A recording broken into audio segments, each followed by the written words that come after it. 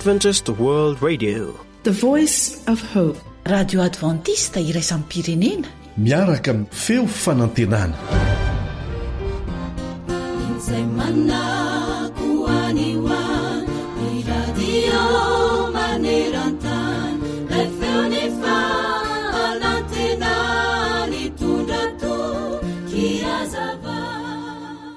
Tsy misy mety mihitsy ny zavatra ataoko hoy ity tovolahy iray ny monomonina, ary tsy nisy afa-tsy lafy ratsy ny zavatra ihany no ny tonono ny vavany.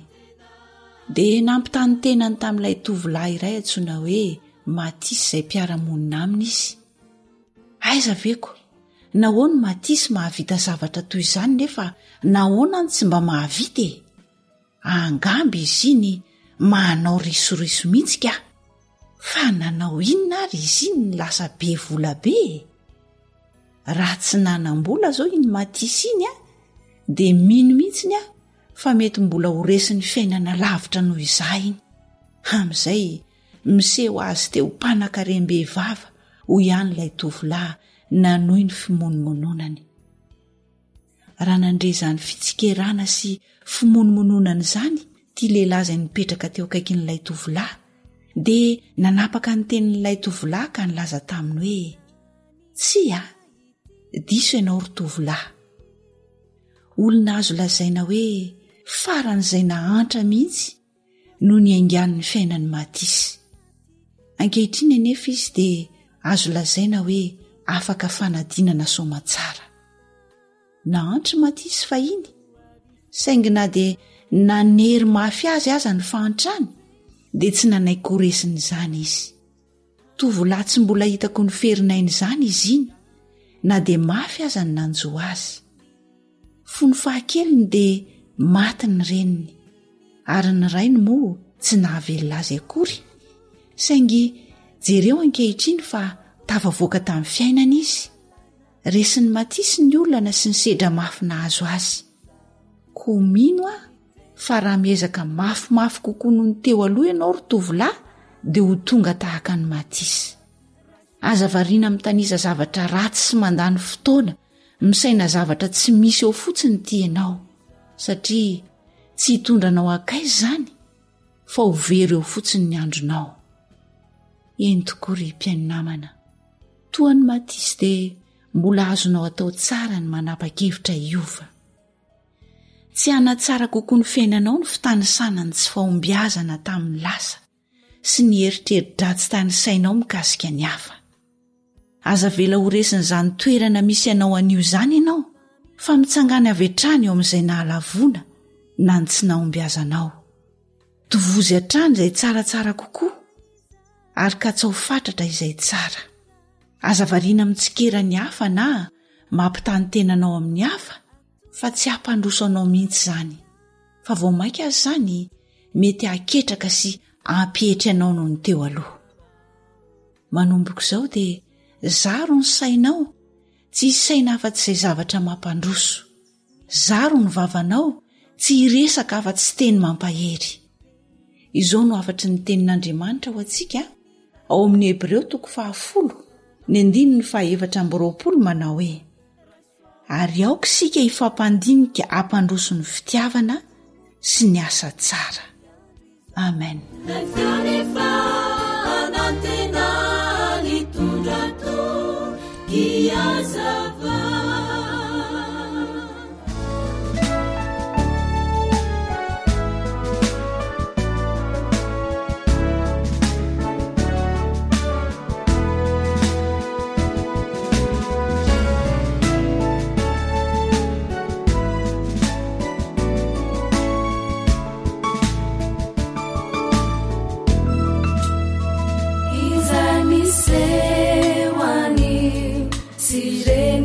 Sireni siwe amechilai uavina umbeni falai pamindra fui lai fitala chani taridala na totundra varja izai misewani sireni la sireni siwe amechilai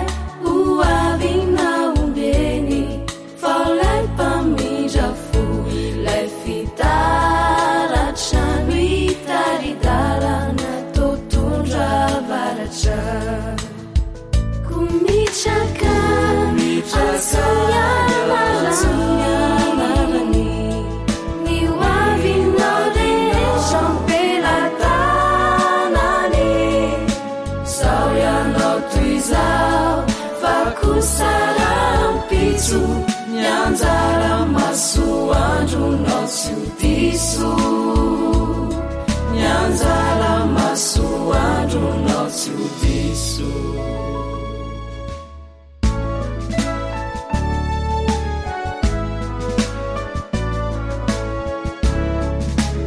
Groupe Eva.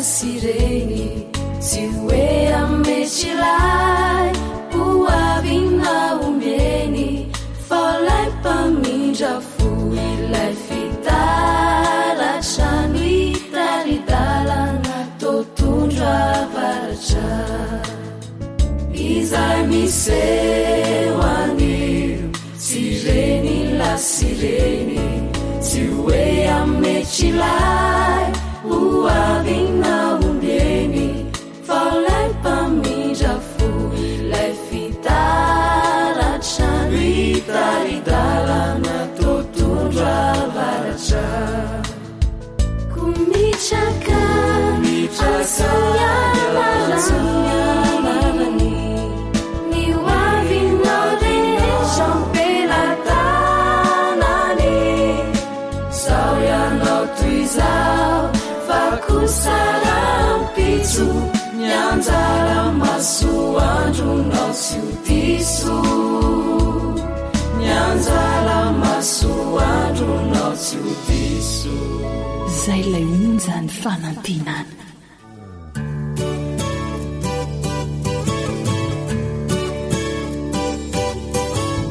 atolotry ny feo fanantenana ho anao tsara ho fantatra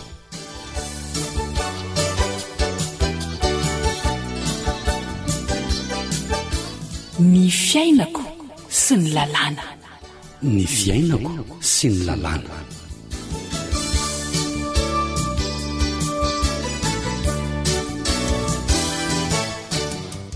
fifaliana no iarahana aminao atao anatin'izao fandaharana tsara ho fantatra izao ahafantarana ny lalàna manan-kery eto Madagasikara sy ny fiainantsika miarahaba ary mpiainao jaina dia manasanao ankafy fiarahana amin'ny AWR.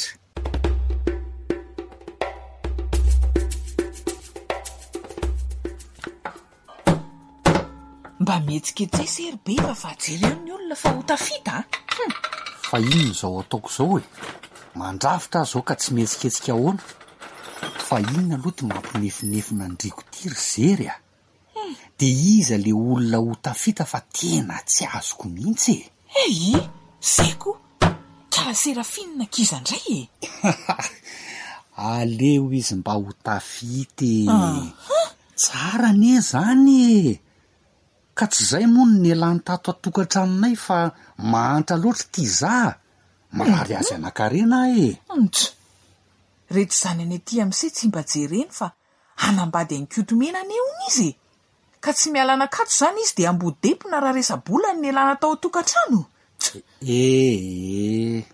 aza miditra am'izany ry bavy za tompombady ara tsy sarotiny aleo Serafina nambady an'nkotomena any inona ny olana tsy anaiky an'izany kosa ary be fa raha mbola zako ny zery fa ahoana ho sakanako ny fanambadiany reny bavy fantatro ny fahatsorany se ka aleo ataoko rehefa tsy anaka ny se amin'izay sady tsy an'se inikala Serafina iny ny tsy an'nkotomena ory bavy inony mipetra tsara misy lalàna ny daholo ny fanakanana fanambadian'olona fa tsy zay te anakana akory dia manakana daholo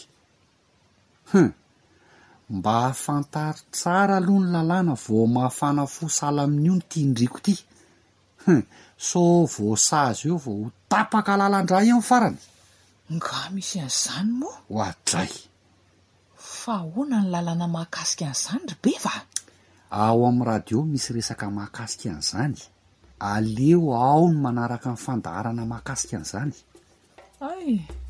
alefa soary ty radio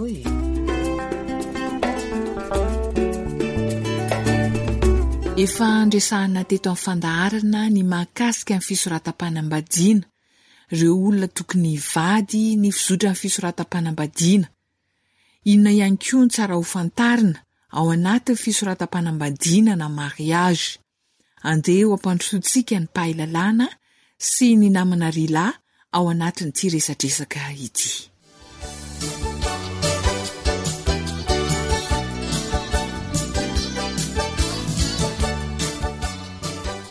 Tena ato anatin'ny fandarana miresaka mikasika ny fiainako sy ny lalàna tokoa isika izao. Ny maître Ravelson Mbolatina ao amin'ny olavitry ny mpisolo vava eto Madagasikara no mifampitafa amintsika, izay ankasitrahana trany amin'ny fanekeny hiara-miasa amin'ny AWR. Miaraba anao mpiaino rehetra tsy ankanavaka ihany koa, dia manolotra ny araba ho anao ihany koa maître. Miresaka betsaka tsika mahakasika ny fisoratam-panambadiana. Tena ilaina ve ny pirofo ny fisoratam-panambadiana amin'ny mampahalalàna anao tompoko? Indraindray ao anatin'ny fiainana dia ilaina porofona ny fisian'ny soram-panambadiana. Ny 5/20 amin'ilay lalàna 7/2020 tamin'ny 2 Aogositra 7/2020 no manambara mikasika an'izany, laza hoe tsy misy afaka mitaka ny zo sy ny vokatry ny mariazy raha tsy mampiseho ny kopian'ny soram-piangonana na ny acte de mariage. Tsy voatery ho zavatra ratsy foana no ilana ny manapirofo ny fisian'ny soram-panambadiana io, fa na ny resaka taratasy ara-panjakana fotsiny ary dia mety ilana azy. Araka ny lazainao teto dia misy fepetra ny fanatanterahana ny fisoratam-panambadiana. Inona tompoko no mety hitranga raha nodikaina ireny fepetra voalaza ny lalàna ireny? Manahoana kosa ary raha tsy narahana na nodikaina ireo fepetra voalaza ny lalàna mikasika ny fanatanterahana ny soram-panambadiana. Ny 5 amin'ilay lalàna 7/2020 izay miresaka amintsika mikasika ny fanambadiana indroa, bigami zany, mikasika ny fanambadian'ny samy lahy sy ny samy vavy izay samy voararan'ny lalàna daholo, ary ny fitakian'ny lalàna ny fanekena tsitrapo, ary ihany koa ny fanatanterana mariage na dia eo ary ny fisian'ny fanohanana. Ny fandikanany iray amin'ireo fepetra ireo fotsiny dia mitarika avy hatrany ny fanafoanana tanteraka ilay soratra. Iverenako kely ao aoriana mikasika ny fanohanana io hoe iza no afaka manohana ilay fisoratam-panambadiana. Fanafoanana fisoratam-panambadiana amin'ny fanohanana izany no mitranga raha dikaina ny fepetra voalaza ny lalàna. Ny fanohanana tiana resahana eto dia ny fanakanana izany. Ankoatran'le fepetra ny resahanao, raha azo atao tompoko, dia azonao averina kely ve ireo fepetra takian'ny lalàna anatanterahana ny fisoratam-panambadiana mba ho fantatry ny mpiaino antsika tsara? Ny 5/20 sy 6/20 amin'ny lalàna io ihany, izay miresaka momba ny tsy fanajana ny fanatanterahana mpabe maso ilay lanonam-pisoratam-panambadiana izay tokony atao eo anatrehan'ny mpiasam-panjakana mahefa ihany koa. Ny tsy fanajana ny fepetra mikasika ny fanatrehan'ny vavolombelona izay mihoatra ny 20 taona. Eo ihany koa raha tsy mitombina na tsy ara-dalàna ny taratasy entin'ny mpanambady eo anatrehan'ny mpiasam-panjakana mahefa.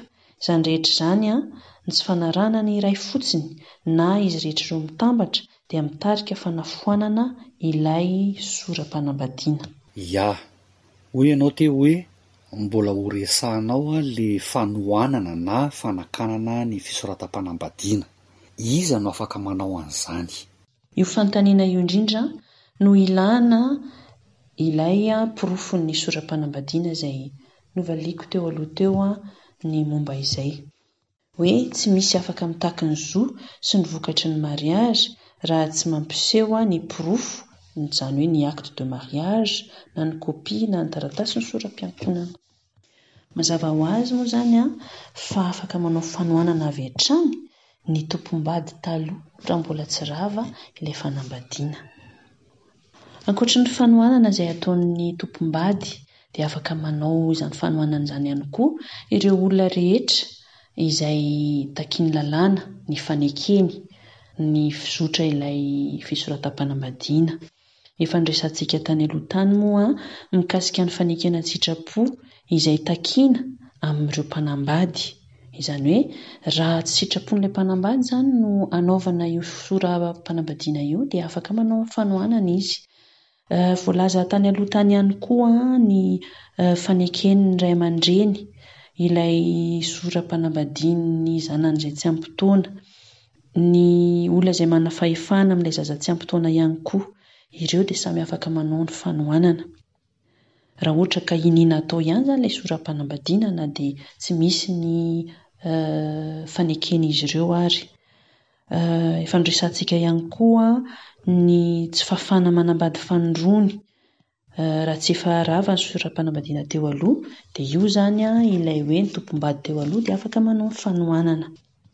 Ankoatra ireo voalaza ireo dia misy ihany koa ny fanohanana izay afaka ataon'ny ministère public na ny fampanohavana. Raha hitan'ny fampanohavana izany fa tsy ara-dalàna ilay soram-panambadiana izay ho atao dia azony atao tsara mihitsy manao fanohanana. Raha hita izany tompoko hoe tena tokony atao ilay fanohanana na ny fanakanana an'ilay fisoratam-panambadiana izany dia inona ny tokony atao? Tsy hoe fanakorontanana fiainan'olona fotsiny izany ilay izay tsy tiako hivady ranona sy ranona dia andeha hanao fanohanana, fa ireo voalazako teo aloha ireo hoe hizafy ireo olona afaka manao fanohanana. Ka ny 14 an'ilay lalàna 7/2020 tamin'ny 20 aogositra 7/2020 no milaza mikasika ny fomba fanaovana an'ilay fanohanana.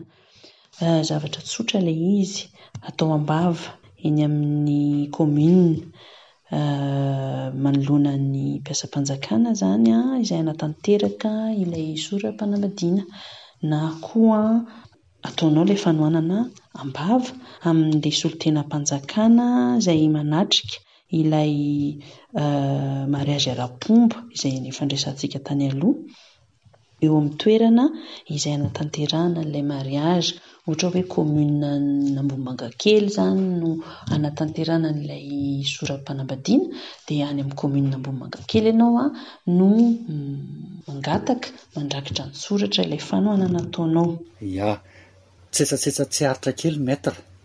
Fotoana manahoana na hoe roviana no anaovana ny fanohanana raha izany? Afaka atao amin'ny fotoana rehetra alohan'ilay soram-panambadiana, hatramin'ilay andro anaovana ny soram-panambadiana izany ianao dia afaka manao an'ilay fanohanana foana. Rehefa vita ilay fanohanana ataonao am-bava dia mahazo récépissé ianao na hoe taratasy fanamarinana an'ilay fanohanana nataonao izany, ary ao anatin'ny 7 andro no ahafahanao mampakatra an'ilay raharaha eny anivon'ny fitsarana. Azonao izany ilay récépissé na ilay taratasy fanamarinana dia lasa ianao makeny anivon'ny fitsarana ambaratonga voalohany mametraka fangatahana eo anivon'ny fitsarana. Ary izany fangatahana izany dia tsy maintsy asianao ny kalitao anananao hoe iza moa ianao, ary manahoana ianao no afaka hanao an'io fanohanana io, vadin'ilay olona hanambady ve ianao sa ray aman-dreny ve ianao, sa olona mana fahefana amin'ilay mpanambady ianao, sa nahita fandikan-dalàna ianao hoe olona efa manambady taloha io. Ohatrohatr'izay ilay hoe qualité anao ahafahanao manao amin'ilay fanohanana. Ankoatra ny mombamombanao dia tsy maintsy lazaina ao anatin'ilay fangatahana ihany koa izany ny antony mahatonga anao manao an'ilay fanohanana. Mazava tokoa izay. Amaraparana ny resadresaka tsika maître. Inona no afatra tianao hamafisina amin'ity resaka mahakasika ny fanohanana ny fisoratam-panambadiana ity? Raha tsy voalazanao anatin'ilay fangatahana izany rehetra izany dia avy hatrany dia tsy azo raisina ilay fangatahana ary lavo ny fitsarana avy hatrany ilay fanohanana ataonao.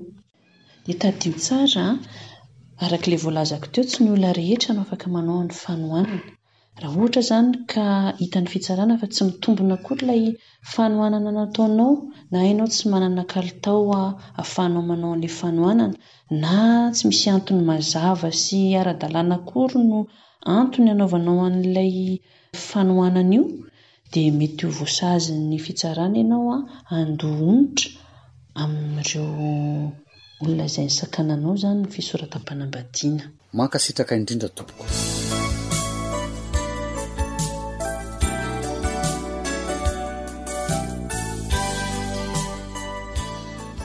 Antenaina fa betsaka ireo zavatra fantatsika mahakasika ny lalàna manan-kery sy ny tokony ho fiainantsika mba tsy hanaonao foana.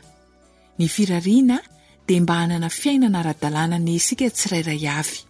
Isaorana indrindra ny mpisolo vava raha velosan mbola tiana na mpafantatra antsika ny lalàna sy ny tokony hainantsika manoloana izany. Isaorana ihany koa ianao tsy misaraka amin'ny AWR. Andriamanitra ny hitantsika rehetra. Zohanitra sy rilano ny farimbona na totosan'ny fandaharana tsara ho fantatra. Mandrapitafa tompoko.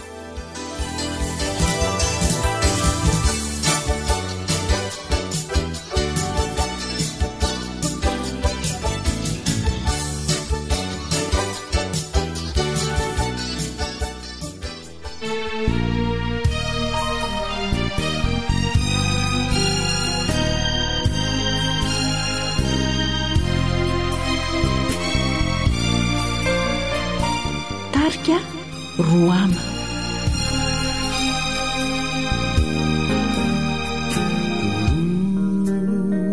tanda valo iaina nety tsy misy filamina nanao e fity vahady tore reo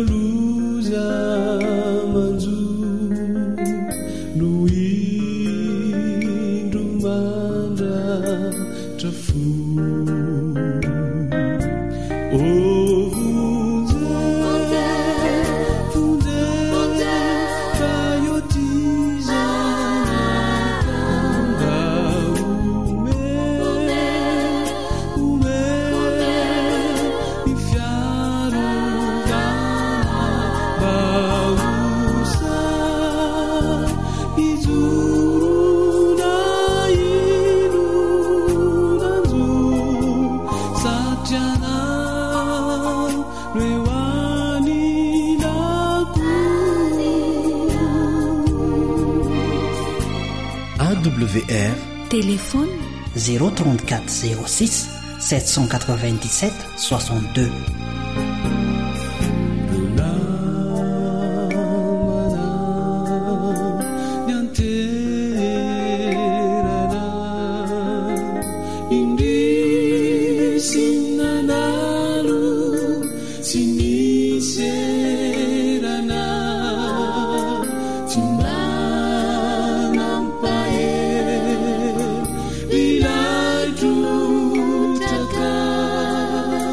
Say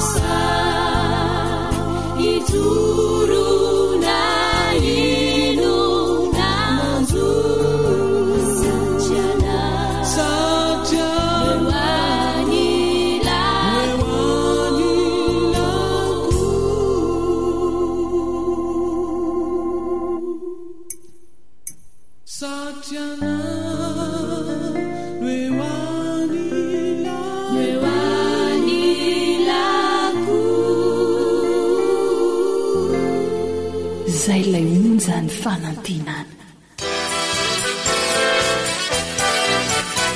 AWR manolotra ho anao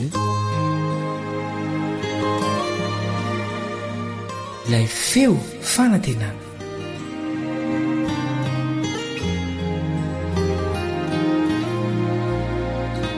Faly miarabanao indray izay manahaka ity fandarana tolotry ny radio adventiste maneran-tany ity ny tenanay.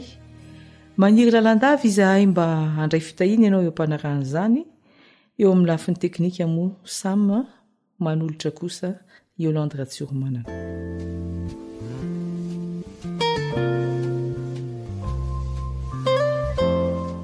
Matetika rehefa miresaka prahavavy eo amin'ny baiboly, ao amin'ny testamenta vaovao, dia Maria sy Marta foana ny tonga ao an-tsaina. Diso ay loatra aza ilay tenin' Jesosy manao hoe fa mariny rehefa nifidy ny anjara tsara izay tsy alaina aminy. Dia mipetraka foana amin'ny fanontaniana hoe za ve Maria sa Marta? Anio kosa prahavavy hafa ny tiako isarena ny saintsika. Tsisy ny fanontaniana mipetraka satria samy nifidy ny anjara tsara izy roa vavy, ka mendrika ny hodiniana ny tantaran'izy ireo. Mialoha ny hamakitsika ny tenin'Andriamanitra nefa dia mbola iara-mivavaka isika.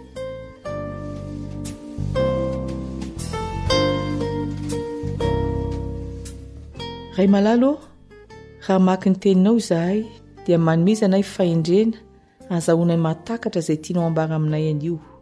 Esory izay rehetra mety hisakana anay tsy hafantatra ny fahamarinana. Fa amin'ny anaran'i Jesosy no angatanay izany vavaka izany. Amen.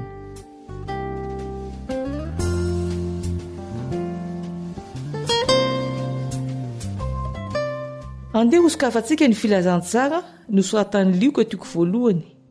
Filazantsara nosoratan'ny Lioka toko voalohany ka ho velarintsika eo ny baibolintsika amin'ity dinidinika ity. Tantarana vehivavy anankiroa no anombohan'ny Lioka ny filazantsarany. Ilay vehivavy voalohany, Elisabeta, vadin'i Zakaria mpisorona. Izay fantatra, kanefa dia novangin'ny anjely ary nolazain'ilay anjely fa hitoejaza izy. Ary io zaza ao an-kipony io dia tsy iza fa Jaona. Antsoina hoe Jaona mpanao batisa, izay aloha lalana ny Mesia. I Jaona no hitory ny fibebahana fa efa akaiky ny fanjakan'ny lanitra. Efa ho avy ny Mesia, ny tompo na Jesosy izany, ka tokony hiomana ny olona. Ny vehivavy faharoa, izay mbola tovavy, dia Maria, fofombadin'i Josefa, mbola tsy nanambady izany. Novangin'ny anjely koa ary nolazainy fa hitoejaza. Fa ny mahafakely an'ity fitoejaza ity dia ny fanahy masina no ampitoejaza azy, ary zaza entiny ao an-kibo io dia tsy iza fa ny mpamonjy dia Jesosy Kristy tompo. Ary efa bevoka ny mbola ny Elisabeta raha ny teny tamin'ny Maria ny anjely. Koa amin'ny mampiavana azy roa vavy dia nakany amin'ny Elisabeta Maria raha vao nandray ity vaovao ity. Elisabeta koa moa vadin'ny mpisorona, olona matoky. Tsy mba mahasarika ansaitsika ve ny fihetsikizy roa vavy ireo teo anatrehan'ny fanambaran'ny anjely? Ny iray tsy mba niteny hoe za ty efantitra be, efa soarasoara ho ny fitenenana ankehitriny, ka ataona indray ny hitaiza zaza. Mety afaka hiteny izy tsy mahavita. Ny anankiray tanora, nefa mbola tsy vita fanambadiana. Iza koa moa ny olona teo bevoka tsy manambady, toa mamenatra ihany zany dia ahoana koa izay le fofombadiny. Samy tsy teo amin'ny toeran'izy roa vavy angamba isika, fa manalasala daholo. Kanefa dia nanaiky izy ireo hitoejaza, hitondra izany zany ao an-kibony, satria resy lahatry ny fanahy masina izy ireo. Rehefa mandray ny fanahy masina zany ny olona dia mahavita asa goavana be mihitsy, satria raha vakitsika ny baiboly dia avy amin'ny Jesosy no ahazahoan'ny olona rehetra ety ambony tany famonjena. Inona moa izany Maria fa kibo itoerana fotsiny angamba hoy ny sasany amintsika? Kanefa tsy kibo nitoerana fotsiny izy, fa nanaiky ho mpiara-miasa amin'Andriamanitra. Fa nitaiza sy nanabe izany zaza izany. Tokony hampieritreritra antsika ny tantaran'izy roa vavy. Fa raha miantso anao Andriamanitra anio manao hoe avy ianao mpiara-miasa amiko, andavy ianao ka hiteny hoe za efantitra be ka inona ntsony no vitako, Sa hiteny ianao hoe za mbola tanora loatra ka tsy havita izany. Raha miantso anao Andriamanitra anio, tadidio ny tantarany Maria sy Elizabeta. Ovakitsika amin'ny Luka 1:7. Luka 1:7. Ary niditra tao an-tranon'i Zakaria izy ka niarabany Elizabeta, ary rehefa reny Elizabeta ny fiarabany Maria, dia nibitaka ny zaza tao an-kibony ary nofenoina ny fanahy masina Elizabeta. Ny zavatra tena tsara tamin'ny famanginy Maria ny Elizabeta dia izao. Vao niaraba izy dia nibitaka ny zaza tao an-kibony Elizabeta. Ary tsy vitan'izany fa nofenoina ny fanahy masina Elizabeta araka ny voalazan'ny Baiboly. Mba te hanontany aho hoe manao ahoana rehefa mamangy olona ianao? Mba mibitaka ve ny olona vanginao? Mba hafaly ve izy? Mitondra vaovao mahafaly ianao sa plaza loza? Mpanakotana, mpanelitsao, mampiororo na mampiady? Mba feno ny fanahy masina ve ny olona vanginao sady ny eo ihany ny eo? Nisy eo tamin'ny vangina izany, satria ny mpamangy dia efa nandray an'i Jesosy ao anatiny. Ary izay mandray an'i Jesosy dia mandray ny fanahy masina ihany koa. Satria Jesosy tao anatin'ny Maria dia mazava ho azy fa izay vanginy dia mandray an'i Jesosy koa ary mandray ny fanahy masina. Ny zava-dehibe izany raha te hizara hafaliana ianao na te handray hafaliana ihany koa dia raiso Jesosy ho velona ao anatinao, fanantenana mahafinaritra, ka izay mandray anao dia fo ny fifaliana ihany koa. Tsy mitovy mihitsy mantsy ny fiainan'ny olona nandray an'i Jesosy sy ny tsy nandray azy.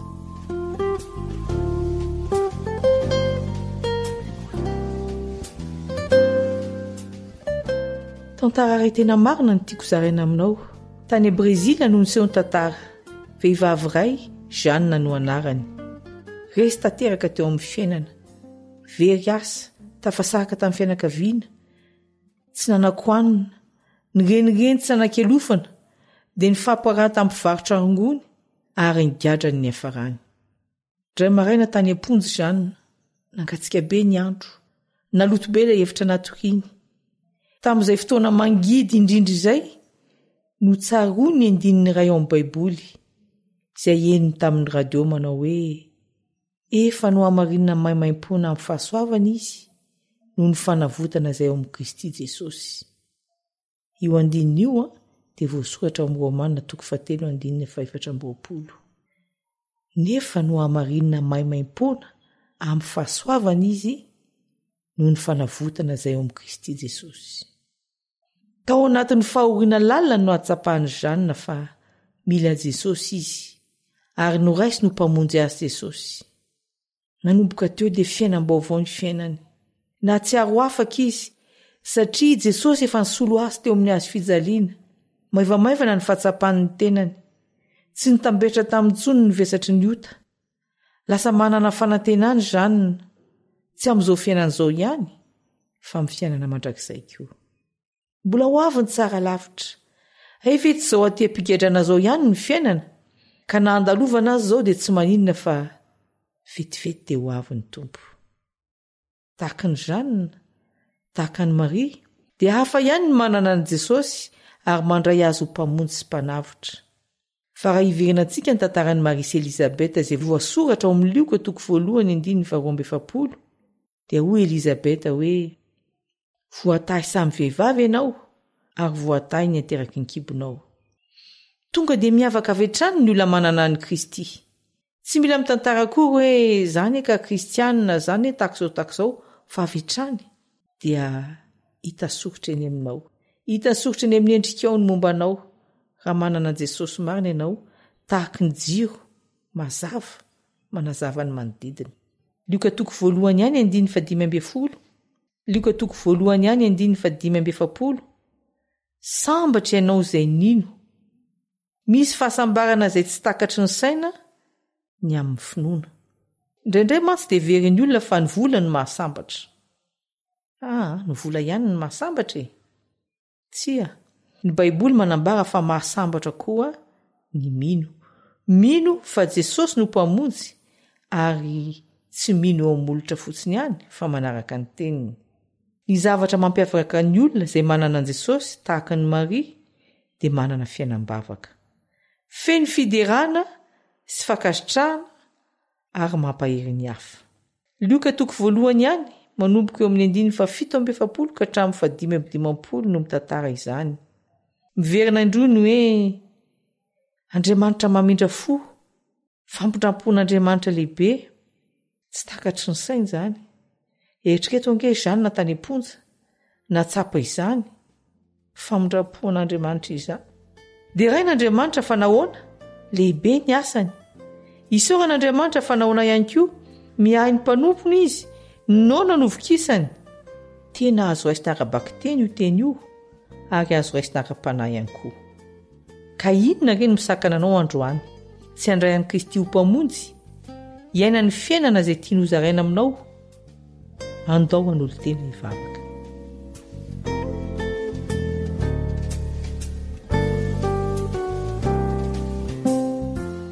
Ray malalo, tsinotsino izahay raha tsy manana anao.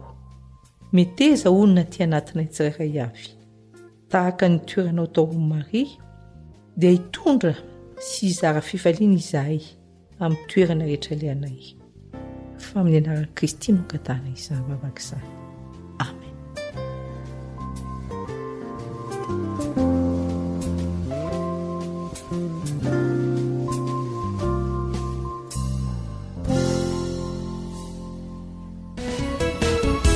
Lazao amiko izay fantatra fa mety asambatra anao, f'izaho dia samilaza fa tsy misy afa-tsy iray ihany no asambatra dia ny mananao an'Andriamanitra ho tompo sy mpamonjy anao tena resy lahatra.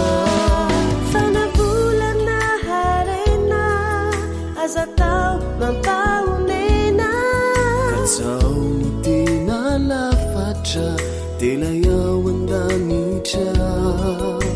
Tazony ao am-ponao re teny fikasany dia ny tenin'Andriamanitra fizay no masambatra.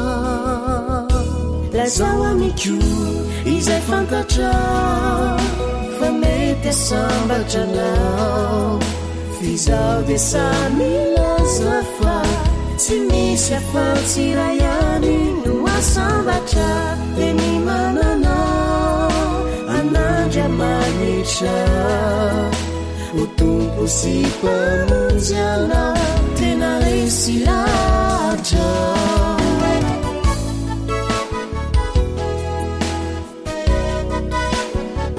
Jacqueline sy Noah.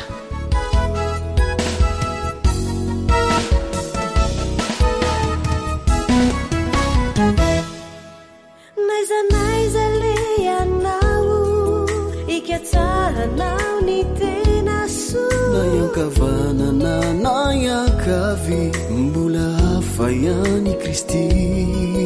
Na ikiry mafy azy anao aminyerinao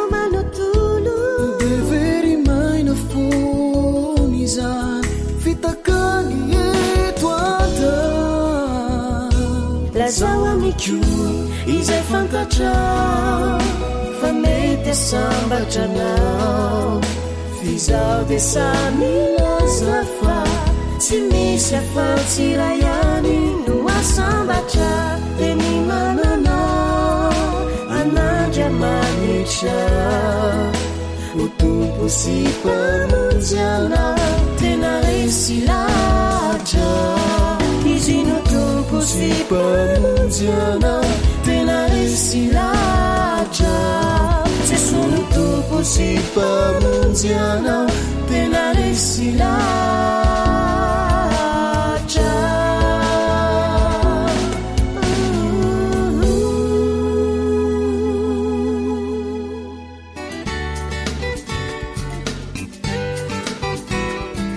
Fianakaviana fon'ny fiarahamonina.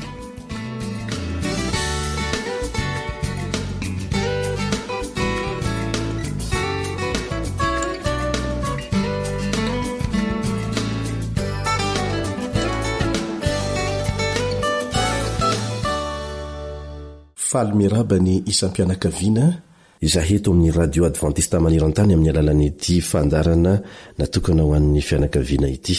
Anio dia afantoka kely amin'ny resaka fampitomboana fahalalana sy ny fanazarana ny ankizy andray andraikitra ny resadresaka ataontsika.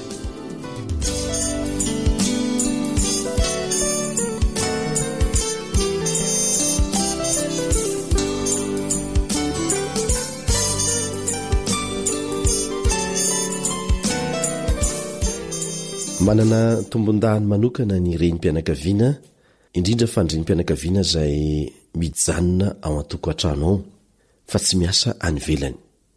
Ny zavatra anankiray izay tsikaritra amin'izao fotoana izao dia mihazakazaka ny fitombon'ny fahalalana. Vokatry ny serasera dia mitombo izay tsy izy ny fahalalana azon'ny olombelona. Ny fanadihadiana izay natao dia nahafantarana fa mitombo avo roeny isaky ny enim-bolana ny fahalalan'ny olona mipetraka amin'ny tanan-dehibe.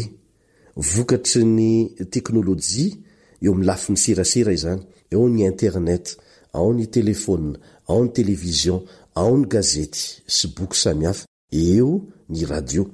Ka ny olona an-tanan-dehibe matetika dia mahavatra manovo fahalalana amin'ireny fitaovan-tserasera samihafa ireny. Ny ankizy na ny tanora dia fantatra fa mampiasa sy manovo fahalalana be lavitra no ny ray aman-dreniny aza amin'ny alalan'ireny fitaovan-tserasera ireny. Ary indraindray dia betsaka ny zavatra hainy ny ankizy kanefa tsy fantatry ny ray aman-dreny akory hoe taiza nafantarany an'izany. Tsy taiza akory fa tamin'ny alalan'ireny fitaovan-tserasera moderna ireny. Ka mba hahafahantsika ray aman-dreny manaraka tsara ny fivoaran'ny fahalalana, ny fivoaran'ny toe-javatra eo anivon'ny zanantsika sy ny manodidina antsika, dia tsy tokony ho revo amin'ny fikarakarana tokantrano, ny fanasana vilia, famafana trano ao fotsiny, indrindra fa isika renim-pianakaviana, fa tokony hanokana fotoana hanovozana fahalalana amin'ny alalan'ny famakiana boky. Be deaibe ny boky mahasoa amin'izao fotoana izao. Betsaka ihany koa ny torohevitra mahasoa efa azo tovozina amin'ny takila sasantsasany eo amin'ny gazety, amin'ny alala fianoana radio. Betsaka ny fomba ahafahana manitatra fahalalana amin'izao fotoana izao. Manamora ny fanabeazantsika ny zanantsika ireny. Angamba mety tsy ho araka ao daholo ny zavatra hianara ny zanakao, ary marina loatra izany, tsy voatery hitovy ihany koa ny fari-pahalalanao sy ny zanakao, ny zavatra hainy sy ny zavatra hainao. Tsy izay no olana, fa ny tianambara dia izao hoe tokony hiezaka ianao amantatra ny fivoaran'ny toe-javatra, ny fivoaran'ny zava-misy eo anivon'ny fiarahamonina. Rehefa lehibe ny zanakao ka tena hifanelanelana tokoa ny fahalalanao sy ny azy, anjaranao ny manetry teny ary milaza mazava aminy fa tsy mba nanao an'izany ianao, fa ianao kosa dia nanao izao sy izao. Tsy mamenatra ny manetry tena tahaka an'izany. Ny miambo mahay ny zavatra tsy hay, izay no mahamenatra.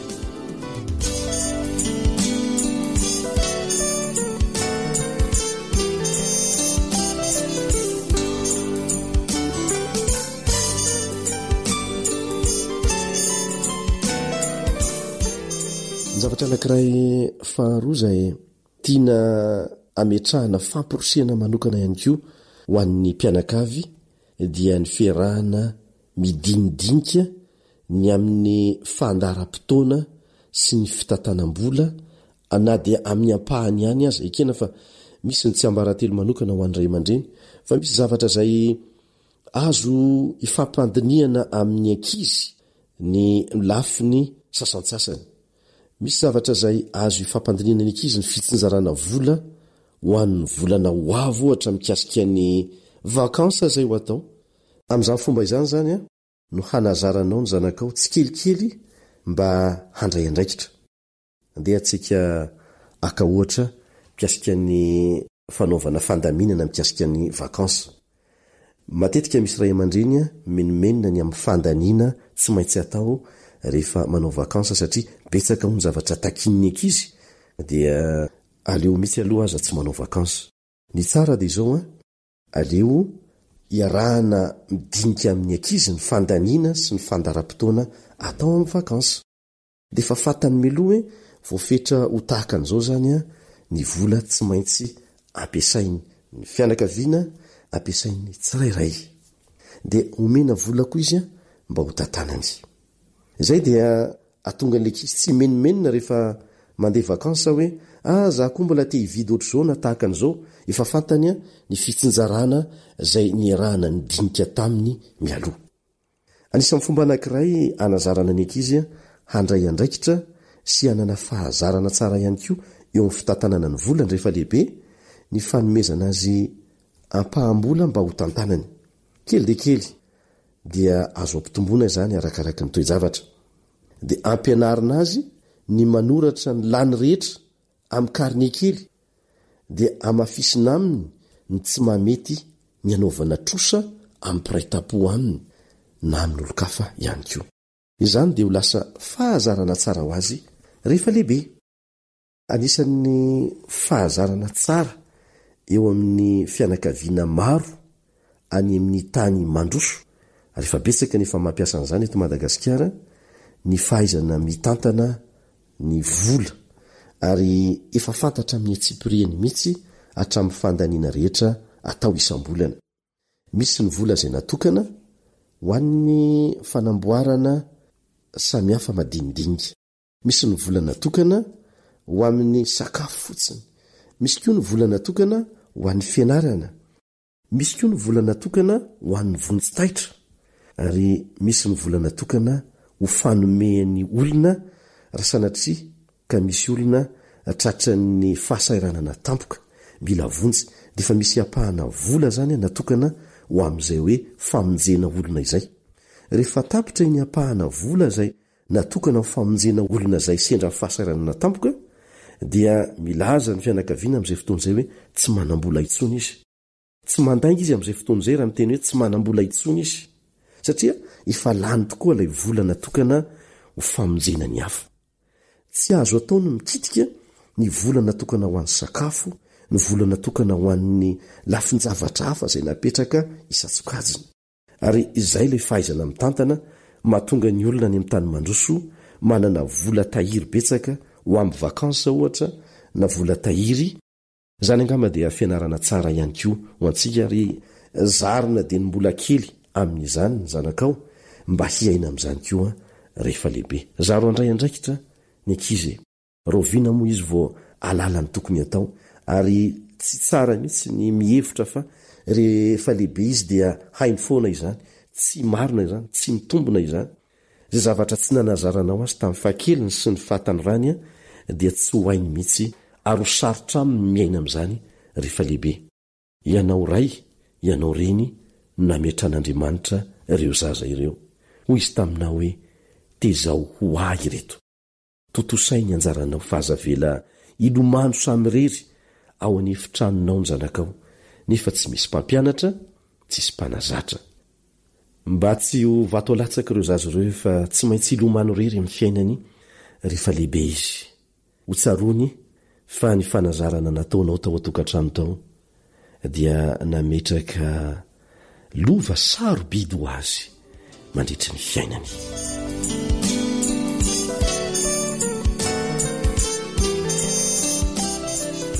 Dia ho faranantsika indray ny androany, misy ho saintsainina, misy andraisana fampiarana izay rehetra izay.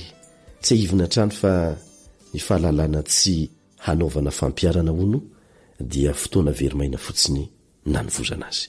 Manao mandra-peonao amin'ny manaraka indray ny namanao Elion Andriamitanjo.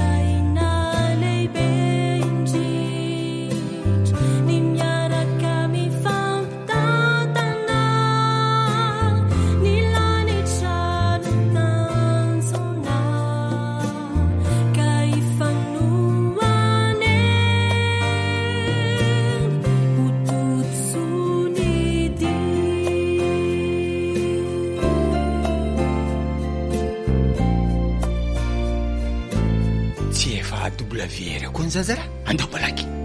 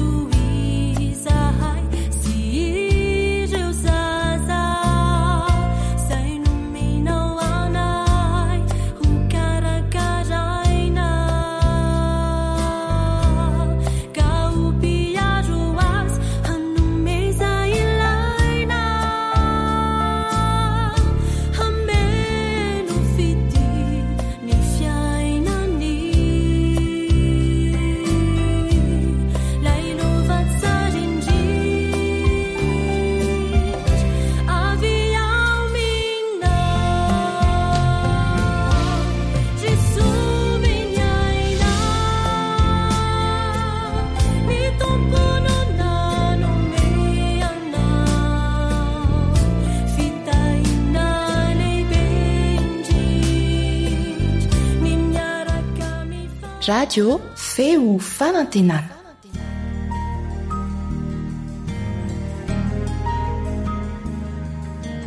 faneteninao no fahamarinana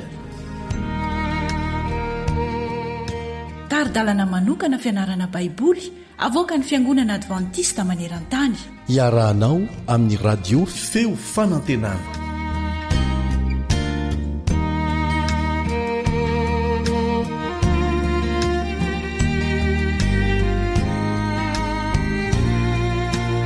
faranantsika nio ny fandalinana ny amin'ny fanekena sy ny maridrafitry ny taberna kely izay ny anarantsika nandritra ny andro vitsivitsy miaraba sady manasanao atratra amin'ny farany ny mpiaramenatra aminao kalibandretsikivy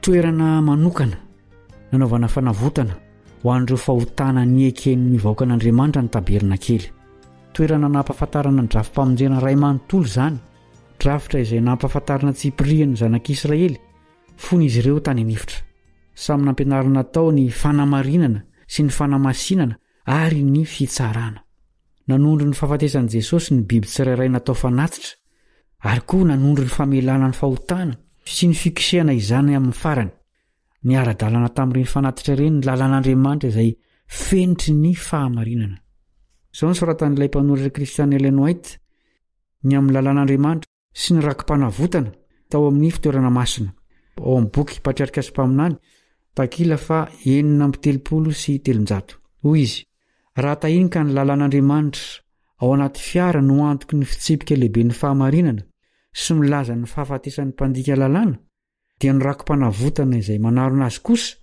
ka anion'Andriamanitra ny fanatrehany no mampanantena famelan-keloka ho an'ny mpanota mibebaka izay manaiky ny fanatim-panavotana toy izany na nihoana ny fanavotana nataony zanak'Andriamanitra ara-tandindona tao amin'ny fitoerana masina izay ao no miaona ny famondram-po sy ny fahamarinana mifanoroka ny rariny sy ny fihavanana Salamo 1:20 reto misy hevitra ho saintsaina ho famaranantsika izao fiarah-mianatra izao nanao voady ny zanak'Israely fa hanatanteraka izay rehetra lazain'Andriamanitra tsy tanteraka izy ireo zany ary ahoanany amintsika taoriny 7 andro ny janoana Mosesy tany tendrombohitra Sinay niaraka tamin'Andriamanitra dia nitsipihiny tsy maintsy hitandreman'ny Israelita ny sabata satria zany ny famantarana aminy sy amin'izy ireo fa izy no Jehova izay manamasina azy.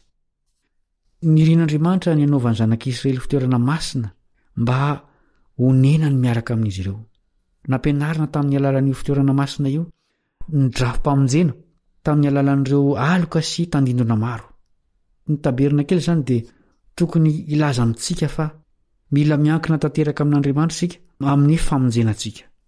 Hoy isika tamin'izao fianaran'izao hoe tandindony fitoerana masina any an-danitra ny fitoerana masina teto an-tany. Na dia tsy misy tsony aza ny fitoerana masina eto an-tany dia mitoy ny an-danitra ny asa taon'i Jesosy. Ho avy ny fotoana izay faranan'izany asa taon'izany ary fitsarana ny dikan'izany ho an'ny olombelona rehetra. Mandraka ankehitriny izy dia mbola mifoana ho antsika eo anatrehan'ny ray. Izao ny faminaniana mielony amin'i Jesosy ao amin'ny Isaia 7:12 andininy 12. Isaia 7:12 andininy 12. Koa dia ny miazy anjara amin'ny lehibe ary izara-babo amin'ny mahery izy satria nahidiny ho amin'ny fahafatesana ny ainy ary natao isan'ny mpanota izy. Eny, izy no nitondra ny fahotan'ny maro sady manao fifonana ho an'ny mpanota. Andeha isika naraotra izao fotoana malalaka izao mba andehanana eo amin'ny lalan'ny fibebahana mba azahoan'i Jesosy manamarina antsika. Vavaka isika ty ampamaranana ny fianarana nataontsika.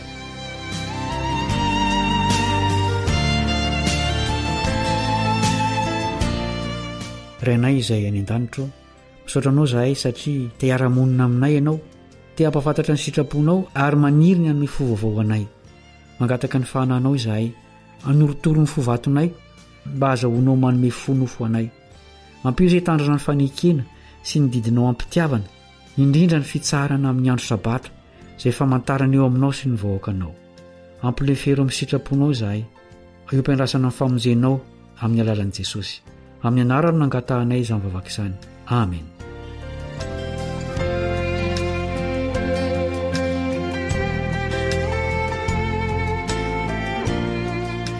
Mifarana ny fiarahantsika nianatra, isaorana ny faritanao.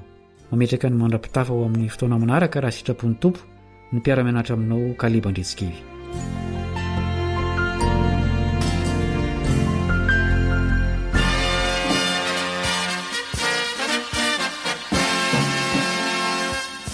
Adventist World Radio, The Voice of Hope. Radio feo fanantenana. Narahanao teo ny fandaharana no vokariny ny feo fanantenana amin'ny teny malagasy izay azonao averina sy alaina maimaim-poana amin'ny alalan'ny YouTube, Facebook, feo fanantenana. Mirary 420 ora finaritra ho anao ny AWR